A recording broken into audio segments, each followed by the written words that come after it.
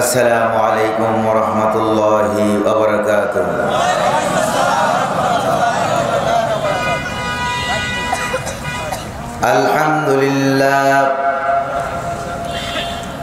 আলহামদুলিল্লাহ নাহমাদুহু ওয়া নাস্তাঈনুহু ওয়া নাস্তাগফিরুহু ওয়া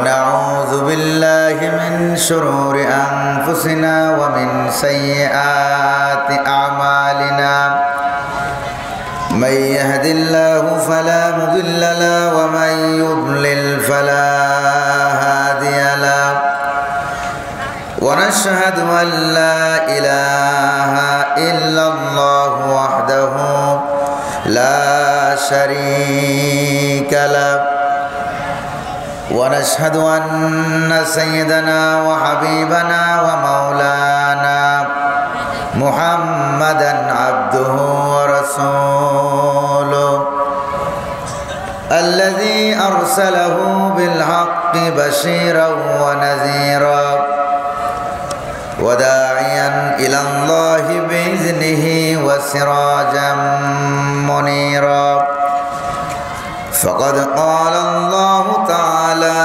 في كلامه المجيد وفرقانه الحميد أعوذ بالله من الشيطان الرجيم بسم الله الرحمن الرحيم سبح لله ما في السماوات وما في الأرض وهو العزيز الحكيم وقال تعالى في شأن حبيبه تعظيما وتكريما إن الله وملائكته يصلون على النبي يا أيها الذين آمنوا صلوا عليه وسلموا تسليما اللهم صل على سيدنا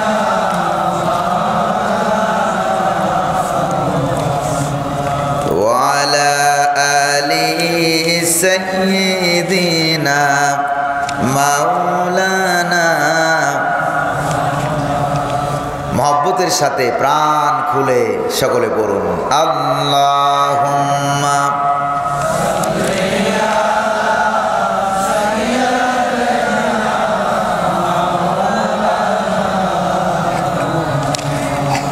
ওয়া আলা আলিহি সাইয়্যিদিনা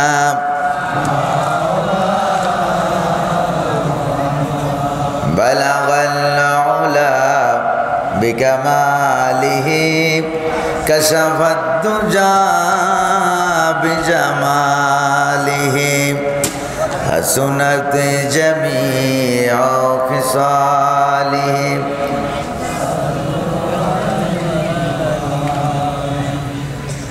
مشرق حب محمد مطلع دیوان ما مطلع خورشید اشقاس سینائے سوزان ما بلغ العلا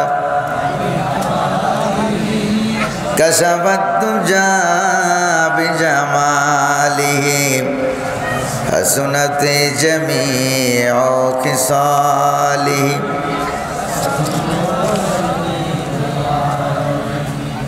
सूरत यूसुफ बेदारी हिकमत लुक़मान मा क़ारी कुरान बारी आए दिले शादिमान मा बलगल उला कशफत दुजा बिजमालिही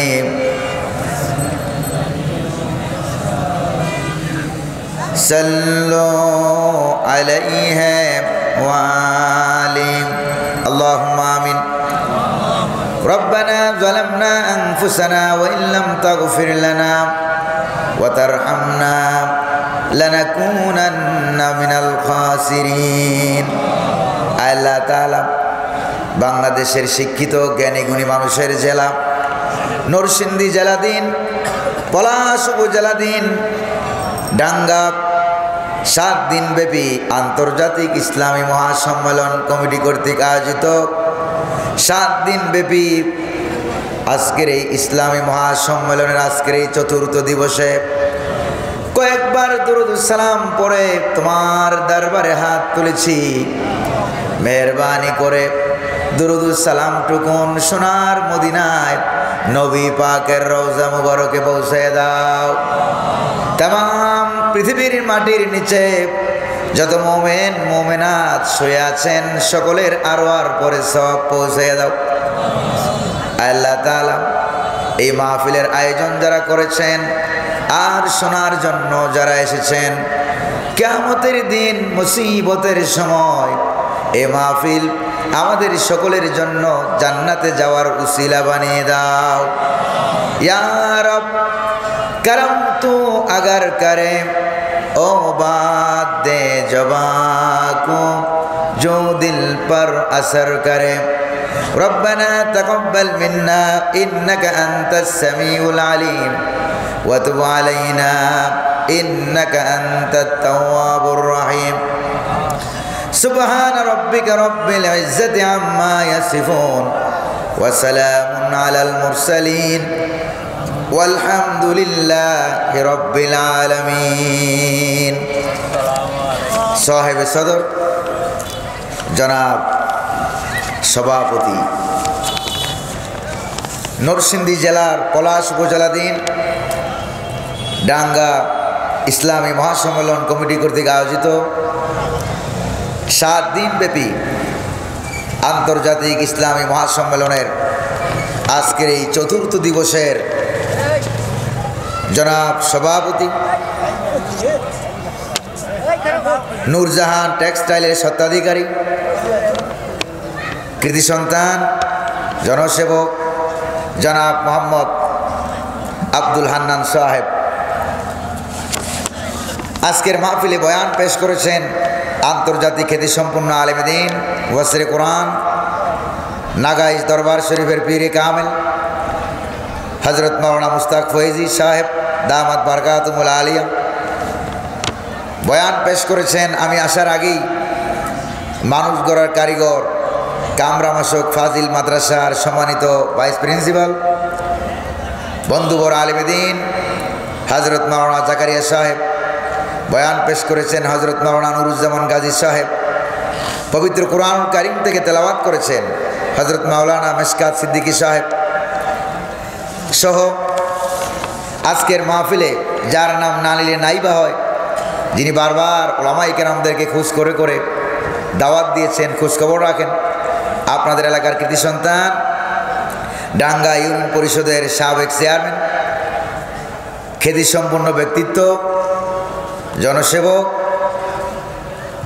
जनाब आलहाज सैयद मोहम्मद इकबाल साहेब सह मंचे उपविष्ट अतिथिबृंद आमंत्रित उलामाए केराम आमार सामने उपस्थित कुरान प्रेमिक इस्लाम प्रिय भाईरा पर्दार आड़ालेर मा एवं बोनेरा अत्र प्रतिष्ठानेर सम्मानित शिक्षक मंडली छात्र छात्रीबृंद आजकेर महफिलेर विभिन्न दायित्व काजे नियोजित स्वेच्छासेवक कर्मी भाईरा सांबादिक बंधुगण मीडिया कर्मीबृंद माइक ऑपरेटर भाई सह सकलेर प्रति आमार आंतरिक सलाम अस्सलामु आलैकुम व रहमतुल्लाहि व बाराकातुहु। सालामेर जवाबे मने हय रमजान मास आपनादेर एलाकाय एसे गेছে আর না হয় আপনারা কি মাহফিলি বসে আছেন নাকি নরসিংদী জেনারেল হাসপাতালে শুয়ে আছেন? এটা বোধহয় আপনারা ভুলে গেছেন।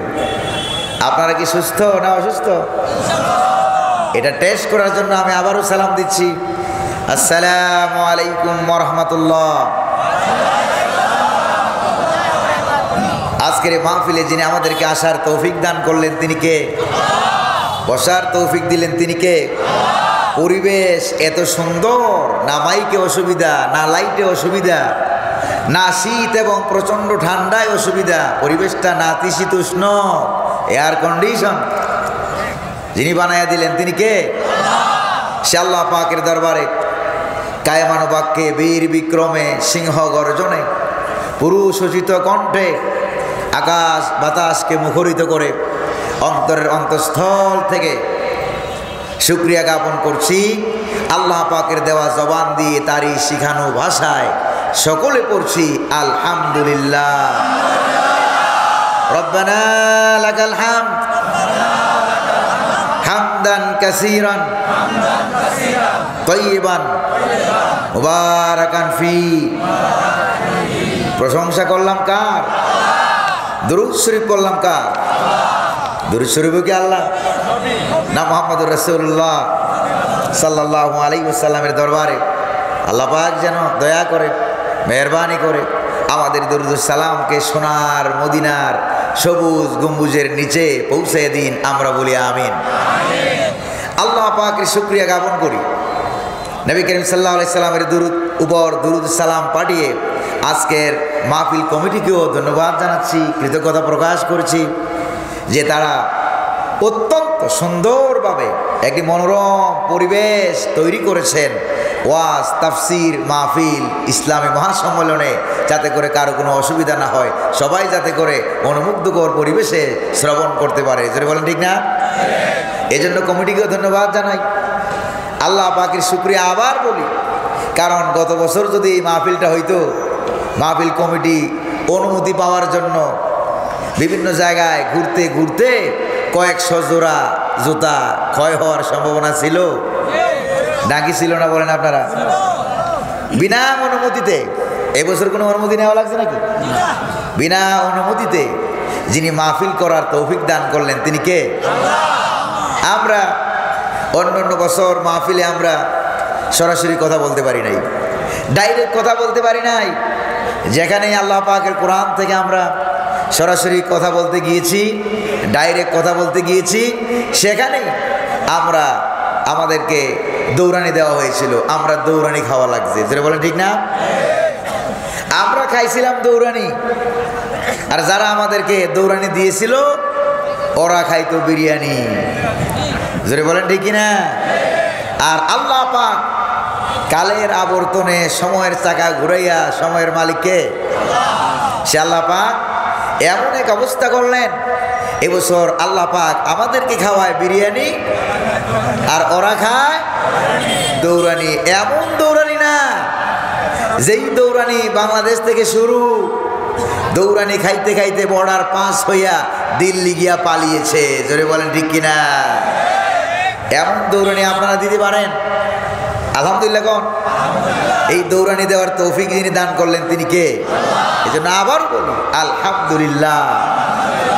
বাংলাদেশের ছাত্র সমাজ, ছাত্রী সমাজ, primary school, high school, school, college, মাদ্রাসা, ইউনিভার্সিটি ছাত্র সমাজকে আমরা ধন্যবাদ জানাই, যাদের রক্তের বিনিময়ে জালেমরা পালিয়ে গিয়েছে। কোরআন কারীমকে যারা নিষিদ্ধ করতে চেয়েছিল, আল্লাহ পাক গোটা বাংলাদেশ থেকে তাদেরকে আজকে নিষিদ্ধ করে দিয়েছেন। জোরে বলেন ঠিক না ভাই? এজন্য এবছর যেহেতু কোনো বাধা টাধা নাই, এজন্য আমরা কোরআন কারীম থেকে সরাসরি ডাইরেক্ট কিছু তাফসির আমরা শুনবো। রাজি আছেন নাকি নাই? দেখি কারা কারা রাজি নাই, তারা একটু হাত তুলে দেখান। রাজি নাই না বুঝে নাই? আল্লাহ পাক বুঝার তৌফিক দান করুন বলি আমিন। এবার কারা কারা রাজি আছেন তারা দুই একটা স্লোগান দিয়ে আল্লাহর দেখান।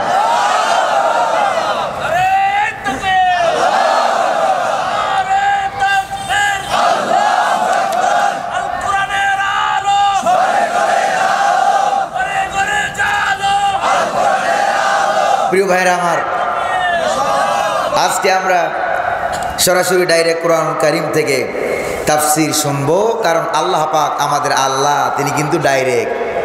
কোরআন আল্লাহর কিতাব, এটাও ডাইরেক্ট। মুহাম্মদুর রাসূলুল্লাহ আল্লাহর নবী এবং রাসূল, এটাও ডাইরেক্ট। এই জন্য আজকে আমরা ডাইরেক্ট কথা বলবো, কিন্তু তাফসীর করার জন্য যা যা যোগ্যতা দরকার তা আমার ভিতরে নাই। আমি হইলাম এক ঢোল মার্কা মৌলবি। ঢোল বোঝেন তো? ঢোলের মধ্যে বাড়ি মারলে অনেক দূরে আওয়াজ শোনা যায়, মনে হয় যেন ওই ঢোলের ভিতরে কি না কি লুকায়িত আছে, নাইলে এত আওয়াজ হয় কোত্থেকে। কিন্তু কাছে গিয়ে যখন আপনি ঢোলের পর্দাটা ছেড়বেন, পর্দা কাটবেন, তখন দেখবেন আসলে বাইর দিয়া ফিটফাট, ভিতর দিয়া সদরকারের কেউ থাকলে আবার রাগটা করেন না যেন। আমি আমার নিজেকে বললাম, আল্লাহ আপনারা দোয়া করুন, আল্লাহ পাক যেন তৌফিক দান করুন তার এই নগণ্য গোলামকে কোরআন কারীম থেকে সরাসরি ডাইরেক্ট কথা বলার জন্য। ওমা তৌফিকি ইল্লা বিল্লাহ। তৌফিক দেওয়ার মালিক কে? আল্লাহ পাক। বিতাড়িত মরদুদ ভূমিকায় কোনো কথা নাই বলে বিতাড়িত মরদুদ শয়তানের অসুয়াশা থেকে আল্লাহ পাকের কাছে পানা চেয়ে নিয়ে পরম করুণাময় অতীব দয়ালু আল্লাহ পাকের নামে আমরা শুরু করছি। পড়ুন আমার সাথে। আউযু বিল্লাহি মিনাশ শাইতানির রাজিম। বিসমিল্লাহির রাহমানির রাহিম। সাব্বাহা লিল্লাহি মা ফিস সামাওয়াতি ওয়া মা ফিল আরদ ওয়া হুয়াল আজিজুল হাকীম। সাদাকাল্লাহুল আযীম। কোরআন কারীমের 59 নম্বর সূরা, নাম হলো সূরাতুল হাসর। নাম কি জোরে কোন? নাম হলো সূরাতুল হাসর। তার আয়াত সংখ্যা হলো 24, রুকুর সংখ্যা হলো 3। এই সূরাটা নবী করিম সাল্লাল্লাহু আলাইহি ওয়াসাল্লামের মক্কা শরীফ থেকে হিজরত করে মদিনায় যাওয়ার পর নাজিল হওয়ার কারণে উলুমুল কোরআন, তাফসিরুল কোরআন, কোরআনিক সায়েন্স, উসুলুত তাফসির এর পরিভাষায় এটাকে বলা হয় মাদানী সূরা। যদি বলেন কি সূরা বলা হয়? মাদানী সূরা বলা হয়। প্রিয় ভাইরা আমার, এই সূরার নাম হলো সূরা হাসর। নাম কি কোন তো? নাম হলো সূরা হাসর। কিন্তু আমরা যখন হাসর যখন বলা হয় তখন আমরা বুঝি পরকাল, কিয়ামতের পরে যেই মানুষ একত্রিত হবে এটার নাম হাসর। এটার নাম আসলেই হাসর। কিন্তু এখানে যেই সূরাটা আল্লাহ পাক নাজিল করেছেন, এখানে পরকালের হাসর বোঝানো হয় নাই। ভালো করে খেয়াল করেন, এখানে পরকালের হাসর বোঝানো হয় নাই, এখানে কিয়ামতের পরের হাসর বোঝানো হয় নাই, মৃত্যুর পরের পুনরুত্থানের পর ওই হাসরকে বোঝানো হয় নাই। এখানে হাসর বোঝানো হয়েছে দুনিয়ার হাসর। যদি বলেন কিসের হাসর? দুনিয়ার হাসর বোঝানো হয়েছে। দুনিয়ার হাসর মানে কি? কাদের হাসর? অর্থাৎ ইসলাম বিরোধী শক্তি, কাফের, বেদিন, ইহুদি, মুশরিক, তারপরে মুনাফিক যারা আছে, যারা আল্লাহর জমিনে আল্লাহর কোরআনকে রান্নাঘর থেকে শুরু করে পার্লামেন্ট পর্যন্ত, সংসদ ভবন পর্যন্ত কোরআন দিয়ে পরিচালিত হবে, এই কাজে যারা বাধা প্রদান করে, আমার দেশেও যারা 16-17 বছর এই কাজে বাধা প্রদান করছিল। জোরে বলেন ঠিক কিনা? মদিনা শরীফেও নবী করিম সাল্লাল্লাহু আলাইহি সাল্লামের ইসলামী রাষ্ট্রের কাজে তারা বাধা প্রদান করেছিল ইহুদিরা। তো ইসলাম বিরোধী অপশক্তি যারা কোরআনকে রাষ্ট্রীয়ভাবে নিতে চায় না, বাধা প্রদান করে, এই জাতীয় সবগুলি লোক একত্রিত করে দেশ থেকে পালাইতে বাধ্য করা, একসাথে জমা করে দেশ থেকে তাড়িয়ে দেওয়া, এই অর্থে আল্লাহ পাক কোরআন কারীমে সূরা হাসর নাজিল করেছেন। আল্লাহু আকবার বলতে পারলেন না? এটা থেকে তাফসীর যখন শুরু হবে তখন আপনারা বুঝতে পারবেন, মনে হয় যেন সমসাময়িক কন্টেম্পোরারি ম্যাটার, সমসাময়িক বিষয়গুলির জন্যই আল্লাহ পাক কোরআন কারীমে এই সূরাটা নাজিল করেছেন। প্রিয় ভাইরা আমার, এই সূরাটা মক্কা শরীফ থেকে মুহাম্মদ সাল্লাল্লাহু আলাইহি সাল্লাম যখন হিজরত করে মদিনায় গেলেন, আগে একটা প্রেক্ষাপট আপনাদেরকে দিয়ে নেই যাতে করে তাফসীর বুঝতে জানতে আমাদের কি হয়, সহজ না হয়, যাতে করে কোনো সমস্যা না হয়। ইহুদিরা তোমাদের উপরে কেউ হামলা করলে আমরা তোমাদেরকে সাহায্য করব, আমাদের উপরে কেউ হামলা করলে তোমরা আমাদেরকে সাহায্য করবা, কেউ কারো কোনো দিন ক্ষতি করবা না। এরকমভাবে ইহুদিদের সাথে একটা চুক্তি হয়ে গেল। কিছুকাল পর ইহুদিরা তারা নবী মুহাম্মদ সাল্লাল্লাহু আলাইহি ওয়াসাল্লাম এর বিরুদ্ধে বিভিন্ন ষড়যন্ত্র করতে আরম্ভ করলো, মুনাফিকদের সাথে আতাত করে। এরপরে একটা ঘটনার প্রেক্ষিতে দুইজন মানুষ নিহত হলো, ভুলক্রমে দুইজনকে হত্যা করা হলো। মুহাম্মদ সাল্লাল্লাহু আলাইহি ওয়াসাল্লাম বললেন, মুসলিম যারা আছো তাদের কাছ থেকে সেই হত্যার মুক্তিপণ দেওয়ার জন্য, ক্ষতিপূরণ দেওয়ার জন্য কিছু টাকা তিনি কালেকশন করলেন।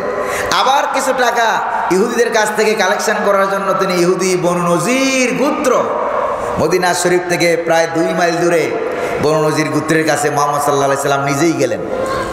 নিজে যাওয়ার পর ইহুদিদেরকে বললেন, অর্ধেক টাকা মুসলমানরা দিয়েছে, বাকি অর্ধেক জরিমানার টাকা তোমরা দাও। কই যে ইয়া রাসূলুল্লাহ, আপনি বসেন, আপনি এখানে বিরাট বড় বিল্ডিং আছে, প্রাচীর আছে, দেয়ালের সামনে আপনি বসেন, আমরা এক্ষুনি চান্দা উঠাইয়া টাকা পয়সা এনে আমরা আপনাকে দিয়ে দিচ্ছি মুক্তিপণের টাকা। কই তাই নাকি? কই যে হ্যাঁ।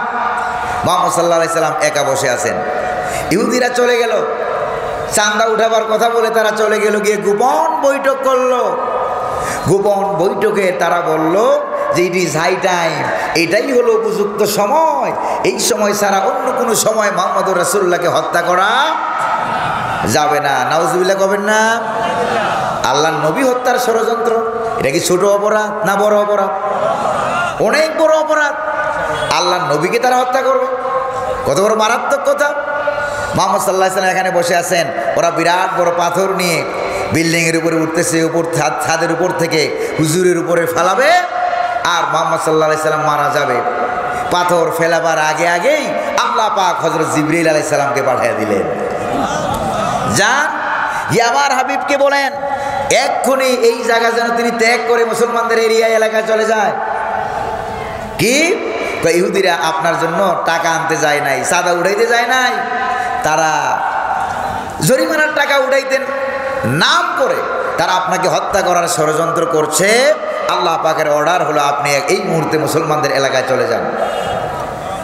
আল্লাহর নবী মুসলমানদের এলাকায় চলে গেলেন।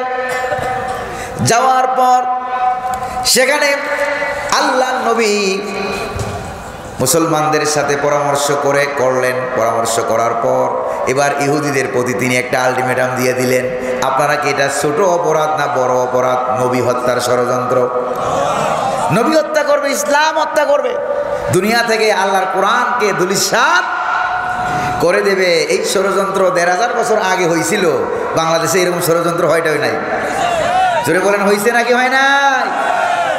1500 বছর আগের ইহুদিরা তারা যেরকম পালিয়ে যেতে বাধ্য হয়েছে, বাংলাদেশ থেকে মুসলমান নামের মুনাফিকরা তারাও একই মোমেন্টে একই ম্যাটারে তারাও পালিয়ে যেতে বাধ্য হয়েছে। জোরে বলেন ঠিক কিনা? একটু পরে দেখবেন কোন কায়দায় পালাইছিল। মদিনা শরীফের ইহুদিরা যেইভাবে পালাইছিল ওরাও একই কায়দায় পালাইছে। আল্লাহু আকবার বলবেন না? প্রিয় ভাইরা আমার, আপনারা আছেন নাকি নাই? খারাপ লাগতেছে আপনাদের? এরপরে মুহাম্মদ সাল্লাল্লাহু আলাইহি ওয়াসাল্লাম 10 দিনের আলটিমেটাম দিয়ে দিলেন, ইহুদিদের কাছে যাও, যাইয়া বলো নবী হত্যার ষড়যন্ত্র করার কারণে, ইসলামের বিরুদ্ধে ষড়যন্ত্র করার কারণে 10 দিনের সময় দেওয়া হলো। এই 10 দিনের ভিতরে তোমরা এই তোমাদের বনু নজির গোত্রের ইহুদিরা এই এলাকা ছেড়ে পালিয়ে যাওয়া লাগবে। কয়দিন? ইহুদিরা রাজি হয়ে গেল।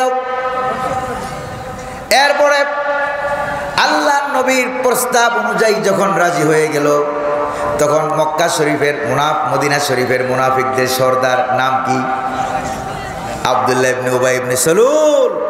সে বলল, সে দৌড়েই চলে গেল ইহুদিদের কাছে, যাই বলল, মিয়া মুহাম্মদ বলছে আর তোমরা পালাইয়া যাইবা, তো আমরা কেন জিন্দা আছি? তো কি করতে হবে? কয় তাহলে অবশ্যই মুহাম্মদ যাতে তোমরা যাতে পালায় না যাও, এই জন্য আমরা তোমাদেরকে, তোমরা তো শক্তিশালী বাহিনী জানি, তোমাদের বিল্ডিং উপরে যা, নিচের দিকে ব্যাংকার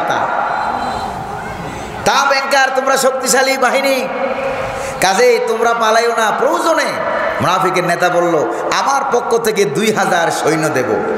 কয় হাজার? তাও তোমরা পালাইও না। এই মুনাফিকদের খবরে পড়ে তারা এবার পালাইল না। 10 দিন পারিয়ে গেল। এবার মুহাম্মদ সাল্লাল্লাহু আলাইহি সাল্লামের আলটিমেটাম শেষ হয়ে গেল। তিনি বললেন যে, বনু নজির ইহুদি গোত্রের চতুর্দিকে তোমরা ঘেরাও করো। কি করো? চতুর্দিকে ঘেরাও করো। চতুর্দিকে ঘেরাও হয়ে গেল। চতুর্দিকে ঘেরাও করার পর সাহাবায়ে কেরাম অবরোধ তৈরি করলেন, হরতাল তৈরি করলেন। চতুর্দিকে যখনই ঘেরাও করা হলো, এরপরে তুমুলভাবে সাহাবায়ে কেরাম অবরোধ তৈরি করলেন। সাহাবায়ে কেরামদেরকে সান্ত্বনা দিলেন আল্লাহ পাক। জোরে বলেন না কে? আল্লাহ পাক সান্ত্বনা দিলেন। সান্ত্বনা দিয়া রব্বুল আলামিন বুঝাইয়া দিলেন, এই সূরা হাসর নাজিল করে দিলেন, সাব্বাহা লিল্লাহি মা ফিস সামাওয়াতি ওয়া মা ফিল আরদ ওয়া হুয়াল আজিজুল হাকীম। আল্লাহু আকবার বলেন। আকাশ এবং জমিনে যারা আছে তারা প্রশংসা করে কার? তাসবিহ পড়ে কার? শুকরিয়া আদায় করে কার? তারা সৈনিক কার? সাহাবীদের সংখ্যা কম, ইহুদিদের সংখ্যা বেশি। তারপরে আন্দোলনকারীর সংখ্যা কম, ছাত্রছাত্রীদের সংখ্যা কম। তারা নিরস্ত্র, তাদের কাছে কোনো অস্ত্র ছিল না। জোরে বলেন ঠিক না? এই নিরস্ত্র বাহিনীর সামনে তারা যেমনি পালাইয়া গেল, ঠিক সাহাবায়ে কেরামের সামনে ইহুদি গোত্ররা ওইভাবেই পালাইয়া গেছে। আল্লাহু আকবার বলা যায় না? প্রিয় ভাইরা আমার, এরপরে আল্লাহ সুবহানাহু ওয়া তাআলা তিনি সাহাবায়ে কেরামদেরকে সান্ত্বনা দিলেন, তোমরা সংখ্যায় কম, দুর্বল হওয়ার কোনো কারণ নাই। কারণ হলো আকাশ এবং জমিনে যত বাহিনী আছে তোমরা দেখো আর না দেখো, সমস্ত বাহিনী কার? পিপিলিকা বাহিনী কার? ফেরেশতা বাহিনী কার? জিন বাহিনী কার? সকল বাহিনী তো আল্লাহ রাব্বুল আলামিনের। কাজেই আল্লাহ পাক এমন এমন বাহিনী দিয়ে তোমাদেরকে সাহায্য করবেন, তিনি তোমাদেরকে সহযোগিতা করবেন। ভয় পাওয়ার কোনো কারণ নাই। সাহাবীরা তোমাদেরকে বলছে আন্দোলন করতে, তোমরা আন্দোলন তৈরি করো, অবরোধ তৈরি করো। সাহাবায়ে কেরাম গাছ কাটলেন। কি কাটলেন? আছে কিনা কোরআনে? গাছ কাটলেন, রাস্তা কাটলেন, যাতে করে শত্রুরা আক্রমণ করতে না পারে। তারপরে যেখানে যেখানে পোড়ানোর দরকার ছিল, আগুন দেওয়া দরকার ছিল, সেখানে সেখানে আগুন দিলেন। যেখানে যেখানে কাটার দরকার ছিল সেখানে সেখানে কাটলেন। তারপরে মারাত্মকভাবে হরতাল অবরোধ তৈরি করলেন, যাতে করে ইহুদিরা মদিনা রাষ্ট্র থেকে পালাইতে বাধ্য হয়। আল্লাহু আকবার বলবেন না? বাংলার ছাত্র আন্দোলন পত্রিকায়, দৈনিক ইনকিলাব পত্রিকায় লিখেছে যে প্রায় 250 বছরের ইতিহাসে গোটা দুনিয়ায় এইরকম মারাত্মক কোনো আন্দোলন হয় নাই। আল্লাহু আকবার বলবেন না? আন্দোলনকারী যারা, তারা যাতে করে নিজস্ব ক্রেডিট না নেয়, সাহাবায়ে কেরাম যাতে নিজস্ব কোনো ক্রেডিট না নেয়, আল্লাহ রাব্বুল আলামিন বলেন আন্দোলনের কারণে ওরা পালায়ে গেছে। বনু নজির গোত্রের ইহুদিরা আন্দোলনের কারণে পালায়ে গেছে। বাংলার ইসলাম বিরোধীরা তোমাদের শুধুমাত্র আন্দোলনের কারণে পালায়ে গেছে, বর্ডার পাস হইয়া ইন্ডিয়া গিয়া পালাইছে। ব্যাপারটা কিন্তু এরকম না। আসল ব্যাপার হলো হুকুম ছিল কার? আরো জোরে বলেন না কার? আল্লাহর হুকুম যদি না হতো তাহলে বিগত 16 বছর 17 বছর আন্দোলন কি কম হয়েছে ভাই? জোরে কোন না? আন্দোলন, হরতাল, মিছিল, মিটিং, অবরোধ কম হয়েছে না বেশি? অনেক বেশি হয়েছে। হতে হতে বিরোধী দল হতাশ। জোরে বলেন ঠিক কিনা? হতাশ হয়ে গেল। তাইলে বোঝা গেল শুধু আন্দোলনের ক্রেডিটে ওরা পালায় নাই। আসল ক্রেডিট কার? আসল প্রশংসা হবে কার? 2 নম্বর আয়াতে রব্বুল আলামিন বলেন, সাহাবীরা শোনো, তোমাদের হরতাল, মিছিল, মিটিং, আন্দোলন এর কারণে ওরা পালাইয়া গেছে, ব্যাপারটা কিন্তু এরকম না। পালাইছে যার হুকুমে, তিনি কে? দ্বিতীয় আয়াতে দেখেন আল্লাহ পাক কি বলেন, হুয়াল্লাযী আখরাজাল্লাযীনা কাফারু মিন আহলিল কিতাবি মিন দিয়ারিহিম লিআউয়ালিল হাসরি। আল্লাহু আকবার বলেন। আল্লাহ হচ্ছেন তিনি যিনি মদিনা শরীফের বনু নজির গোত্রের ইহুদি মুশরিক আহলে কিতাব এদেরকে তাদের বাড়িঘর থেকে সবগুলিকে একত্রে জমা করে যিনি তাদের বাড়িঘর থেকে তাদেরকে বাইর করে দিলেন, পালাইতে বাধ্য করলেন, তিনি কে? তাহলে বোঝা গেল ছাত্র আন্দোলনের উপরে হুকুম হইল কার? আন্দোলন ছাত্রদের, হুকুম হইল কার? হুকুম হইল আল্লাহ পাকের। এই আয়াতে আন্দোলন হলো সাহাবায়ে কেরামের, আর হুকুম হইল কার? আল্লাহ পাক বলেন আমার হুকুম হওয়ার কারণে তারা তাদের বাড়িঘরগুলো ছেড়ে পালাতে বাধ্য হয়েছে। একত্রিত জমা করে এমন আন্দোলন ছাত্রছাত্রীরা করেছিল, ছোট আল্লাহর আন্দোলনের সিস্টেমটা দেখেন। কারণ বুড়া বুড়া মানুষ যদি রাস্তায় নামে, ছেলেপেলেরা নাও নামতে পারে, জোরে বলেন ঠিক কিনা? নারী নামলে পুরুষ নাও নামতে পারে, পুরুষ নামলে নারী নাও নামতে পারে। এই জন্য আল্লাহ পাক ছোট ছোট বাচ্চাদেরকে রাস্তায় নামায়া দিলেন, জোরে বলেন ঠিক কিনা? ছোট ছোট বাচ্চাদেরকে আল্লাহ পাক রাস্তায় নামায়া দিলেন, বাচ্চাদেরকে রাস্তায় নামালেন এমন সিস্টেম করে। এবার ভাইজান বাচ্চাদের আবার আব্বা আম্মা আছে না? তো বাচ্চাদেরকে সবচেয়ে বেশি ভালোবাসে কারা? আব্বা আম্মা, যেরকম ঠিক না? তো বাচ্চা নামলো বিশ্ব রোডে, বাচ্চার কলিজার ভিতরে সাহস দিল কে? হুকুমটা কেমনে হয়েছে দেখেন। এবার বাচ্চাদেরকে সেভ করার জন্য বাচ্চাদের মায়ায় এবার বাচ্চার মা বাবা নামছে, আন্দোলনের জন্য নামক, বাচ্চা আনার জন্য নামক, বাচ্চা পাহারা দেওয়ার জন্য নামক, যেই জন্যই নামক নামছে, নাকি নামে নাই? এবার এই বাচ্চার মা বাপগুলিও তো আবার মুরব্বীদের বাচ্চা, জোরে বলেন ঠিক কিনা? বাচ্চার মা বাপগুলিও তো আবার দাদা দাদির বাচ্চা, নানা নানির বাচ্চা। এবার এই বাচ্চাগুলিকে সেভ করার জন্য আবার মুরব্বীরাও বুড়া বুড়িও রাস্তায় নেমে গেছে, জোরে বলেন ঠিক কিনা? এবার বুড়া বুড়ি, যুবক যুবতী, ছাত্র ছাত্রী, মা বাপ, দাদা দাদি, নানা নানি, চাচা চাচি, গায়ক গায়িকা, নায়ক নায়িকা, এবার 14 গোষ্ঠী রাস্তায় নেমে গেছে। আল্লাহ পাক শুধুমাত্র এক জায়গায় হুকুম করেছিল বাচ্চাদের উপরে, জোরে বলেন কাদের উপরে? এবার বাচ্চা টানে টানে সব নেমে গেছে রাস্তায়। সাহাবায়ে কেরাম রাস্তায় নেমে গেলেন, বাংলাদেশের বাচ্চারাও রাস্তায় নেমে গেল। বেশি লম্বা আন্দোলন করা লাগে নাই, প্রায় 9 মাস যুদ্ধ করে 71 সালে বাংলাদেশ স্বাধীন হয়েছিল। আর 2024 সালে 9 মাস যুদ্ধ করা লাগে নাই, এর থেকে 4 ভাগের 1 ভাগ সময়ের আগেই যিনি স্বাধীন করে দিলেন তিনি কে? আরো জোরে বলেন না কে? বীর ভাইরা আমার, আলেমদেরকে খালি ধরতো, খালি ধরতো। বাংলাদেশের কোরআনের পাখি নাম কি গন্ধ আপনারা? আল্লামা শহীদ সাইদি রহমতুল্লাহ আলাই 13টা বছর জেলখানার ভিতরে জালেমরা আটকে রেখেছে, জোরে বলেন ঠিক কিনা? শুধু সাইদি রহমতুল্লাহ আলাইকে নয়, আল্লামা জুনায়েদ বাবুনগরী, তারপরে শাইখুল হাদিস মামুনুল হক, হাফিজুল্লাহ সহ বড় বড় আলেমদেরকে তারা জেলখানায় আটকাইছে, জোরে বলেন ঠিক না ভাই? আলেমদেরকে আটকালো, বিরোধী দলের নেতা নেত্রীরা দেশ ছেড়ে পালালো, কারণ জায়গা নাই, দেশে থাকলে মারা যাওয়া লাগবে। তারপরে কিছু কিছু মানুষ দেশেও ছিল, তারা পালাইলো না। যারা সঠিক দেশপ্রেমিক তারা পালায় না, জোরে বলেন ঠিক কিনা?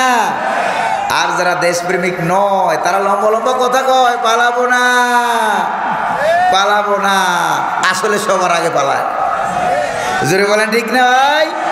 ওরা পালাইছে নাকি পালায় নাই? ওরা পালাই গেছে। প্রিয় ভাইরা আমার, ওই যে আবার আরেক মুরব্বী বলতেছে, মুরব্বীরাও এখন সব জানে, মুরব্বীও ভাইরাল, এখন ঠিক কিনা? মুরব্বীরাও ভাইরাল, মুরব্বীরাও এখন সব জানে। মুরব্বী বলতেছে কই যে খেলা হবে, কি হবে? খেলা হবে। তো খেলা যখন শুরু হলো, খেলার ময়দান থেকে পালাইলে কেন? বলেন ঠিক না ভাই? তুমি না বলে 70 রাকাত 80 রাকাত তাহাজ্জুদের নামাজ পড়ো, নামাজ গেল কই? সর্বনাশ। মানে এত নামাজ পড়ে উজু করার সময় পায় না। কথা বুঝে আসছে নাকি আসে নাই? মারাত্মক কথা। মাঝে মাঝে রাস্তাঘাটে এরকম কিছু লোক দেখা যায় সারাদিন গল্পই করে। আরে ভাই কি করো? ওই কামটা করো না। কই যে অবসরের কারণে সময় পাই না। কথা বুঝেন না বোধ হয়। প্রিয় ভাইরা আমার, আল্লাহ পাক বলেন তোমরা আন্দোলন করেছো, আন্দোলনের উপরে রব্বুল আলামিনের হুকুম হয়েছে তোমরা তাদেরকে দেশ থেকে পালাইতে বাধ্য করো নাই, তোমরা তাদেরকে দেশ থেকে বের করো নাই। দেশ থেকে যিনি বের করেছেন তিনি কে? কারণ তোমরা যদি বের করতে পারতা তাহলে আরো 16 বছর আগেই তোমরা পারতা। তাইলে বোঝা গেল ওই বাইর যে করছে কে করেছে? আল্লাহ পাক বলেন, নবীর সাহাবীরা শোনো, তোমাদের আন্দোলনের কারণে বের হয় নাই, আমার হুকুম হয়েছে তোমাদের আন্দোলনের প্রতি, এই জন্য তারা দেশ ছেড়ে পালাইছে। যেরকম ঠিক কিনা? শহীদ সাইদি রহমতুল্লাহ আলাইহি বলেছিলেন, ওই যে গাছের মাথায় উঠে বেশি লাফালাফি করবা না। মনে আছে নাকি নাই? গাছের গোড়ায় আছে 12 কোটি, আস্তে করে নাড়া দেবে, মামু বাড়ি দিল্লি গিয়ে পড়বা, বাংলার জমিনে জায়গা হবে না। কথা কি 24 বছর পরে হলো, কথা বাস্তবায়িত সত্য হয়েছে না হয় নাই? আবার বলেছিল সময় আসবে এমন ইন্দুরের গর্ত পাবা না পালাবার জন্য। ইন্দুরের গর্ত পাইছে পালাবার জন্য? কারণ বাংলাদেশের, আমার দেশের ইন্দুরের এত খারাপ না যে বিরাট বড় গর্ত করিয়া ইসলাম বিরোধীদেরকে পালাবার সুযোগ করে দিবে। আমার দেশের ইঁদুরগুলি এত বেশি খারাপ না। যেটা বলেন ঠিক না ভাই? আমার দেশের ইঁদুর, কুকুর, বিড়াল যা আছে সব ইসলাম এবং আলেমদের পক্ষে। আল্লাহু আকবার বলেন। এরপর রব্বুল আলামিন বলেন, তোমরা যারা আন্দোলন করেছো ও নবীর সাহাবীরা, মনে আছে আপনাদের? ও বাংলার ছাত্রছাত্রীরা, তোমরা যারা আন্দোলন করেছো, মা জানান্তুম আইয়া খরজু, আন্দোলনকারীদেরকে আল্লাহ পাক বলছেন তোমরা কখনো কল্পনাও করো নাই তোমাদের আন্দোলনে সইতে না পেরে ওরা পালাইয়া যাবে। এটাকে আমরা কখনো কল্পনা করেছি? কখনো কল্পনা করে না। এমনকি পালিয়ে যাওয়ার পরেও মুরব্বীরা জিজ্ঞেস করে, হুজুর আসলে পালাইছে কিনা? হুজুরে বলেন ঠিক কিনা? আল্লাহ কয়, আন্দোলনকারী তোমরা কখনো কল্পনা করো নাই, তোমরা ছিলা নিরস্ত্র। হুজুরে বলেন ঠিক না? নিরস্ত্র লোক যখন রাস্তাঘাটে নেমে গেল, তারপরে কখনো কল্পনা করলো না আন্দোলনের কারণে ওরা দেশ ছেড়ে পালাবে, বর্ডার ছেড়ে পালাবে। এটা কখনো তারা কল্পনা করে নাই, সাহাবায়ে কেরামও কল্পনা করে নাই। বনু নজির গোত্রের ইহুদিরা তারা দেশ ছেড়ে পালাইয়া যাবে, কারণ তাদের কত বড় সোনার সংসার, 16-17 বছরের ক্ষমতায় থাইকা সোনার সংসার পালায় কেমনে? জোরে বলেন ঠিক না? কেমনে পালায়? এত বড় সংসার থুইয়া পালাইব কেমনে? কারণ এখানে একবারে প্রধানমন্ত্রী থেকে শুরু করে নেয়া, তারপরে কি জানি বলে একটা চৌকিদার পর্যন্ত সব এমনভাবে নেটওয়ার্ক তাদের সাজানো। জোরে বলেন ঠিক না ভাই? এই সংসার সাইরা পালায় কেমনে? আন্দোলনকারী যারা ছিল, এই আন্দোলনকারীরা সুবহানাল্লাহ, আগেই কোন সুবহানাল্লাহ, ঢাকা শহরের যাত্রাবাড়ি চৌরাস্তার আন্দোলন সবচেয়ে বেশি মারাত্মক হয়েছে না ভাই? পাখির মতো গুলি করে মানুষ হত্যা করা হয়েছে। আমার বাসাটা ওই জায়গায়, আমার বাসা ওই জায়গায়। ছাত্রছাত্রীদেরকে দেখার জন্য, তাদের পক্ষ অবলম্বন করার জন্য যখন আমরা রাস্তায় নেমেছি, 4 বার বুলেট থেকে বাঁচার জন্য 4 বার আমি নিজে দৌড়ে সাইডে গেছি। কয়বার? 4 বার নিজে দৌড়ে পালাই গেলাম, কিন্তু দেখলাম যে ছাত্রছাত্রীরা পালায় না, তারা ছাত্রছাত্রীরা পালায় না। জিজ্ঞেস করলাম, এদিকে আসো, পালাও না কেন? তোমাদের কি ভয় টয় লাগে না? কই যে না, আমাদের কোনো ভয় টয় লাগে না। কেন ভয় লাগে না? কই যে আমরা শহীদ হওয়ার নিয়তে বাসা থেকে বের হয়ে আসছি। আল্লাহু আকবার বলেন। যারা মরার জন্য বের হয় তাদের কলিজায় ভয় থাকে না। চিল্লা এখন ঠিক কিনা? তাই আমি বললাম কেমনে কি সিস্টেম করলাম? কই যে যত শত শত মরুক, আমাদের একজন থাকলেও পিছে পালাবে না। কেমনে পালাবে না? কই যে আমরা নিয়ত করে রেখেছি, প্রথম লাইন প্যাক সারি, দ্বিতীয়, তৃতীয়, চতুর্থ, পঞ্চম, দশম, যতক্ষণ দরকার হয় প্রথম লাইন শহীদ হয়ে যাবে, দ্বিতীয় লাইন আগিয়ে যাবে, দ্বিতীয়টা আগিয়ে যা শহীদ হয়ে যাবে, 3 নম্বরটা আগিয়ে যাবে। এই জন্যই তো বাংলাদেশের এক সন্ত্রাসী পুলিশ, যেরকম ঠিক কিনা, এই সন্ত্রাসী পুলিশ ভিডিও করে এনেছে গুলি করার পর কেমনে মারা যায়। গুলি করে এনে তার বসের দেখায়। বস বুঝছেন তো, সেই কালের শয়তান মন্ত্রী না স্বরাষ্ট্রমন্ত্রী বলবেন, কি বলবেন, তাকে এনে দেখে, স্যার এই যে দেখেন। কই যে কি? কই যে গুলি করি একটা, মরেও একটা, লাশ যায় একটা, বাকি 10টা আগাই আসে, কেউ পাছায় না। কেউ পিছনে যায় না। এটাই হলো সবচেয়ে বেশি ভয়ের, এটাই হলো আতঙ্কের। জোরে কোন ঠিক কিনা? আন্দোলন করতে শিখেছে, প্রয়োজনে আরেকবার রক্ত দেবে, প্রয়োজনে আরেকটা মহাসমুদ্র হবে। বাংলার জমিনে পার্লামেন্টে আমরা কোরআন কারীমকে নিয়ে যাব, প্রয়োজনে আরেকবার রক্ত দেব। রক্ত দিতে রাজি আছেন কারা কারা? তারাই দুহাত উঁচু করে দেখা।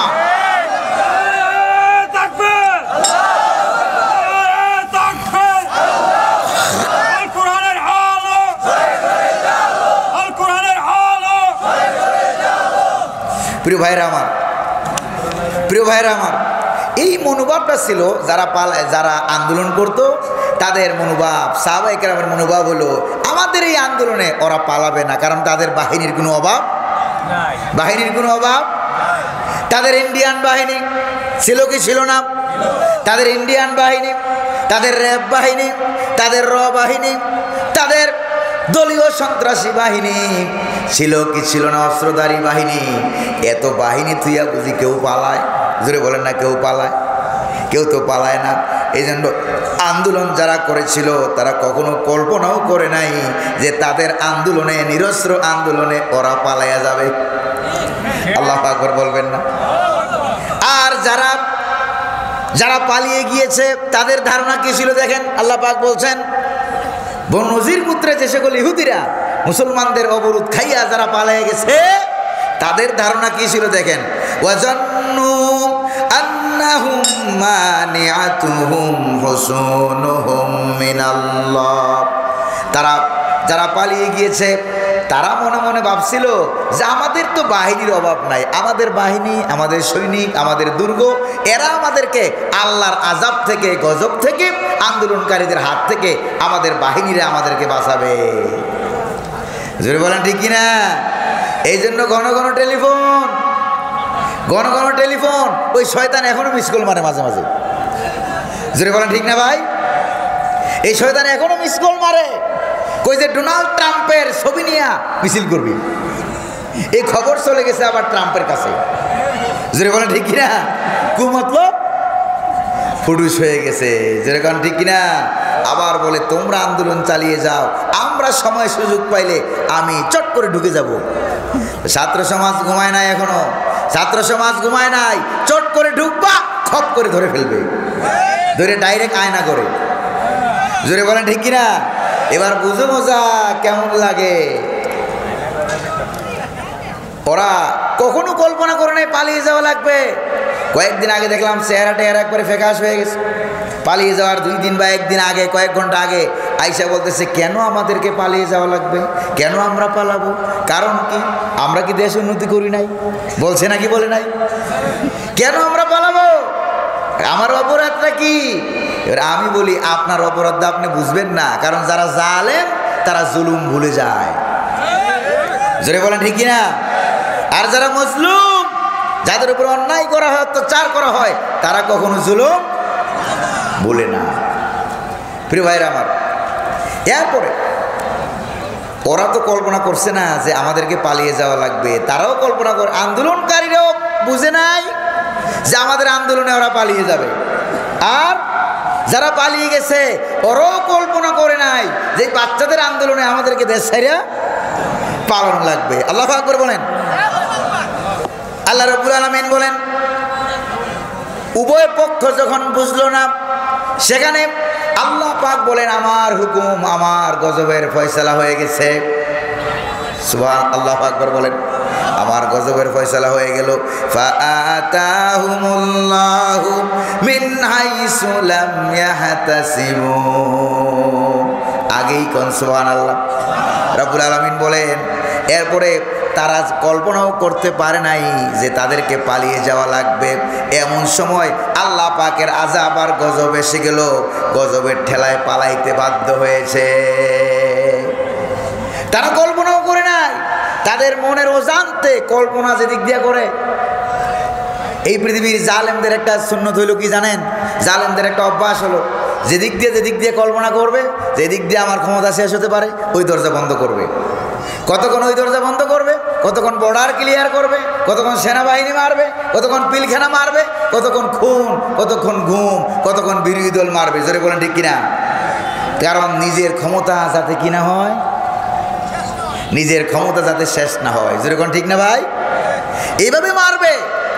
তো এইভাবে মারতে মারতে সর্বশেষ একটা ছিদ্র থেকেই যায়, সব ছিদ্র বন্ধ করে একটা ছিদ্র থেকেই যায়, যেই ছিদ্রটা দিয়ে আসলে নিজের পতনটা হবে। যদি বলেন ঠিক না ভাই? একটা ছিদ্র থেকেই যায়, যেই ছিদ্র দিয়ে আসলে পতন হবে। পতন হওয়ার আগে এমন ভয় তারা পেয়েছে। কার কথা? আরো জোরে বলেন না কার? আরো জোরে বলেন না কার?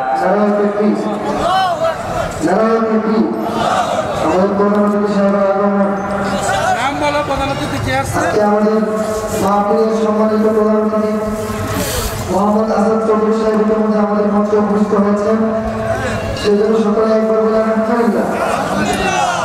আল্লাহ তাআলা আপনার হায়াতের মধ্যে বরকত দান করুন, দিনের ব্যবসা বাণিজ্যের মধ্যে আল্লাহ তাআলা বরকত দান করুন। আমাদের মহাসচিব সাহেব আমাদের মধ্যে উপস্থিত হয়েছেন, জনাব আলমগীর হোসেন সাহেব, এবং সেই সাথে জনাব মোহাম্মদ ইসলাম চৌধুরী সাহেব আমাদের মধ্যে। ওনার ডেজিগনেশন বলো, উনি সভাপতি, চেয়ারম্যান ডেজিগনেশন বলে না করতে হবে। আমার না, ওনার ইয়ার সভাপতি, সম্মানের সভাপতি এবং আমাদের বাস্তবায়ন কমিটির সভাপতি জনাব মোহাম্মদ ইসলাম চৌধুরী সাহেব আমাদের মধ্যে উপস্থিত হয়েছেন। তিনাদের সকলের জন্য একবার সবাই বলি মারহাবা। আল্লাহ তাআলা সকলের এই পরিশ্রমকে, অক্লান্ত পরিশ্রমকে কবুল করুন এবং এর উত্তম কাজ আল্লাহ তাআলা কবুল করুন, উপজেলা আল্লাহ তাআলা দান করুন। প্রিয় ভাইরা আমার, শুনতেছেন আপনারা? আপনারা কি শুনতেছেন? আজকের মাহফিলের অতিথিবৃন্দ এসেছেন। আমরা আজকের মাহফিলের পক্ষ থেকে আমাদের সম্মানিত অতিথিবৃন্দকে আমরা সুস্বাগতম জানাই। ঠিক না ভাই? প্রিয় ভাইরা আমার, আমার ওয়াজও প্রায় শেষের দিকে, আর হয়তো 10-15 মিনিট লাগবে। সমস্যা হবে না তো ভাই?